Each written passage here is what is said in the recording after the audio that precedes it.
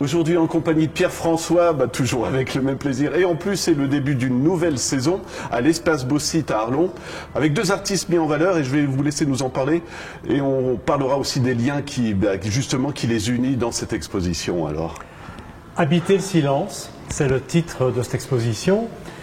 Habiter le silence, pourquoi? Parce que au fur et à mesure des rencontres et de la préparation de l'exposition, on se rendait compte que ces deux artistes allaient vraiment à la rencontre l'une de l'autre et qu'elles allaient partager une certaine intériorité.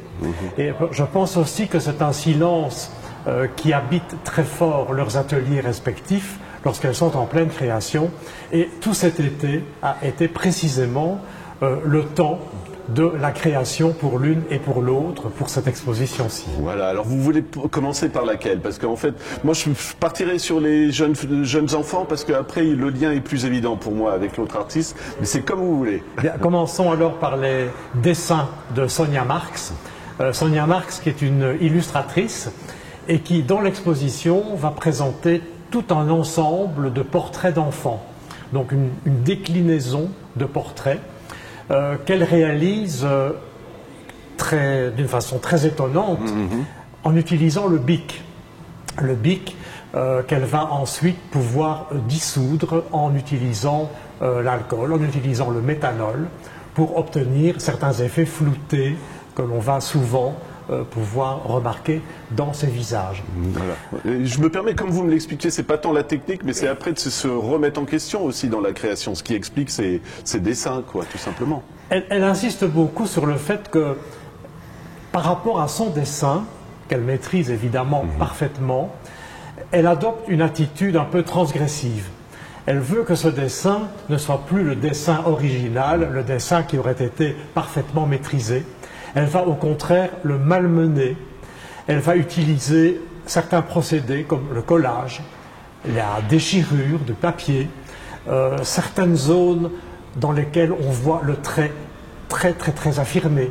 Bon, il y a toute une série de procédés comme cela qui vont lui permettre justement de transformer totalement ce dessin-là et d'obtenir une expressivité d'autant plus forte. Voilà. Et justement, dessin de jeunes enfants, on peut se dire, tiens, c'est joli parce que c'est des portraits, mais comme je vous le disais, quand on s'approche, on se dit, il y a quelque chose qui ne va pas. Alors, je vous laisse développer, si vous voulez bien. Alors, tout d'abord, je crois qu'il y a une certaine monochromie qui caractérise l'ensemble de ces dessins.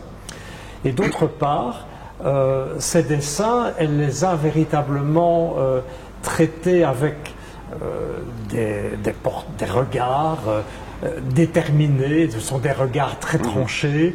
On voit vraiment ces enfants résolus. Et on les voit aussi résolus. Pourquoi? Parce que, dit-elle, ils sont prêts à entrer dans la vie.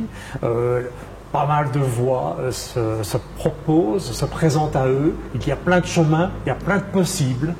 Et puis de temps à autre, alors, on découvre quelque chose de beaucoup plus particulier qui vient un peu troubler le visiteur, qui vient un petit peu le perturber, c'est la présence des mouches.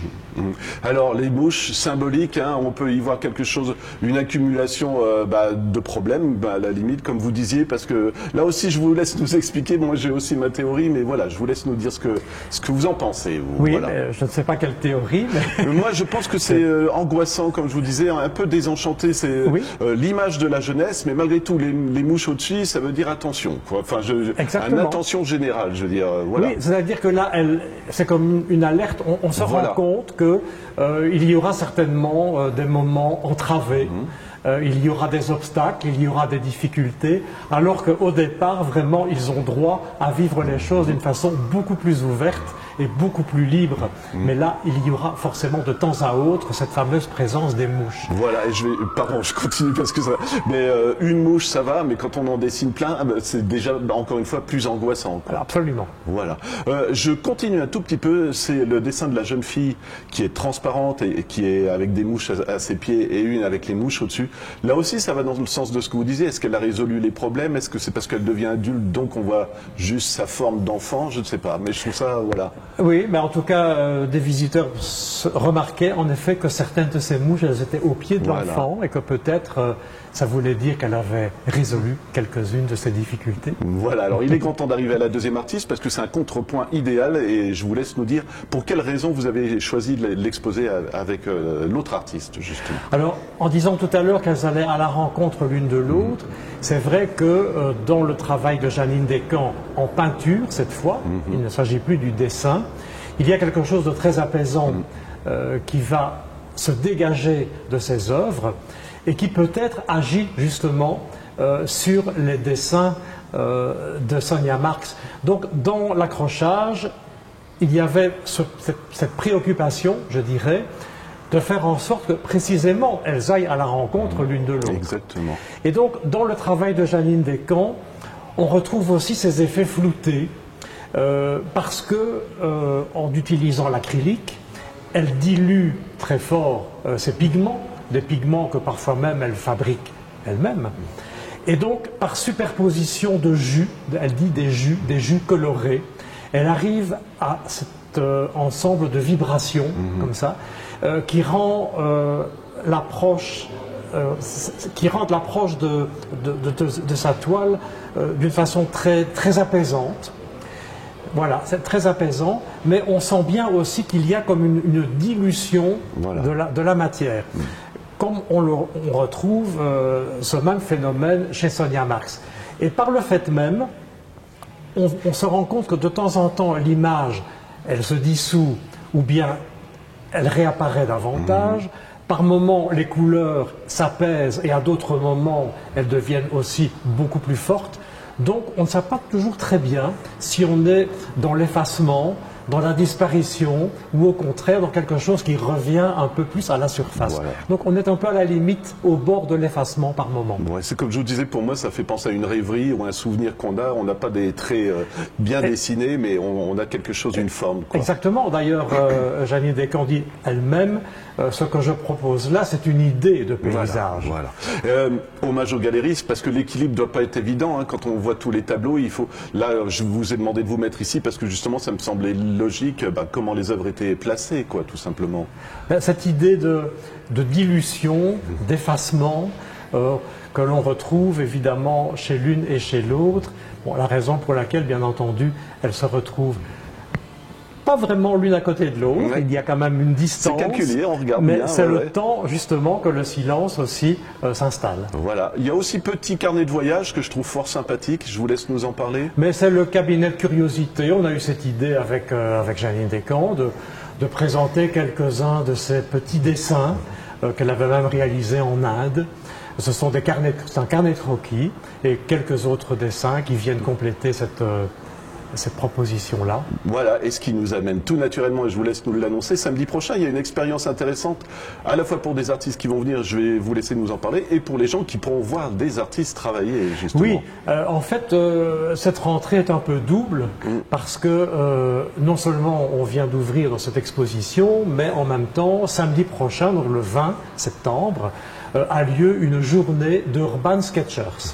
Alors, qui sont ces Urban Sketchers? Ce sont des dessinateurs qui viennent dans une ville s'installer pour une journée, parfois c'est un week-end, hein, et ils vont commencer à dessiner la ville, à la croquer en quelque sorte, que ce soit des quartiers entiers, que ce soit un détail d'architecture, un monument, une façade, une porte, voilà. Ils ont leur attention attirée par ce genre de choses et ils vont commencer à dessiner. Et donc, ils sont sur place, ils ne travaillent jamais d'après photo, ils travaillent vraiment sur le vif, in situ, et donc toute une journée de dessin. Alors, il y a des délégations luxembourgeoises, des délégations françaises qui seront présentes, pas mal de liégeois aussi qui seront là.